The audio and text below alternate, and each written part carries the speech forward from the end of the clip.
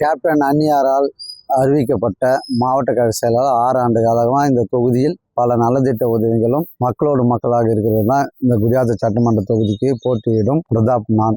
ஏன்னா முத்துவேல் கருணாநிதி ஸ்டாலின் அவர்களின் ஆசை பெற்ற வேட்பாளரும் கேப்டன் அன்னியார் எல்கேசின் ஆசை பெற்ற வேட்பாளருமாக நான் போட்டியிடுகிறேன். இந்த தொகுதியில் மொத்தம் 21 கட்சி தலைவர்கள் ஆசையோடு இந்த போட்டியிடுகிறேன். இந்த தொகுதியை பொறுத்த வரைக்கும் திராவிட முன்னேற்ற அரசு 5 ஆண்டு காலத்தில் ஏறக்குறைய 600 கோடி ரூபாய்க்கு நலத்திட்ட உதவிகளும் மற்றும் பணிகளும் செய்திருக்கிறாங்க. குறிப்பாக கவர்மெண்ட் ஹாஸ்பிட்டல், 6 அடுக்கு ஹாஸ்பிட்டல் மற்றும் புறவழிச்சாலை, நீங்கள் நகரத்தில் பார்த்தீங்கன்னா எங்கே பார்த்தாலும் தார் சாலை, குடிநீர் பிரச்சனை இல்லை, அப்புறம் மின்விளக்கு, எல்லாமே அவங்க அடிப்படை வசதிகளை செய்து கொடுத்துருக்காங்க.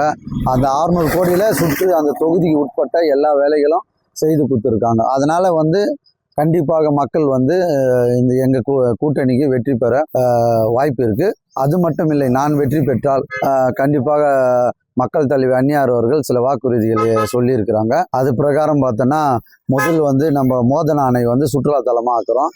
செகண்ட், நம்ம பேரணாம்பட்டில் மகளிருக்கான சிறுபான்மை அதிகமாகறாங்க. அங்கே அதுக்காக பேரணாம்பட்டு முஸ்லீம் பகுதியில் கலைக்கல்லூரியும் பாலிடெக்னிக் கல்லூரியும் கொண்டு வரதா சொல்லியிருக்கோம்.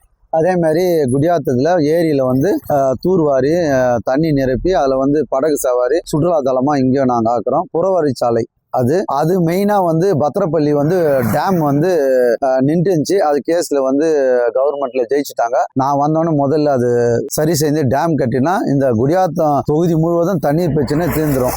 இது போல் எண்ணற்ற திட்டங்கள் வைத்துன்னு இருக்கோம். அதே மாதிரி குடியாத்தனாவே சிரசு தான் ஃபேமஸ்.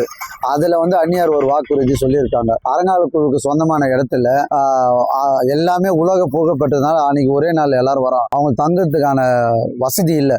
அதனால் அறங்காவலர் குழுவோடு சேர்ந்து ஒரு 100 விடுதிகள் முதல்ல ரூம்ஸ் கட்டி வரவங்களுக்கு ஃப்ரீயாக தங்குற மாதிரி ஏற்பாடு பண்ண நாங்கள் வாக்குறுதியாக கொடுத்துருக்குறோம்.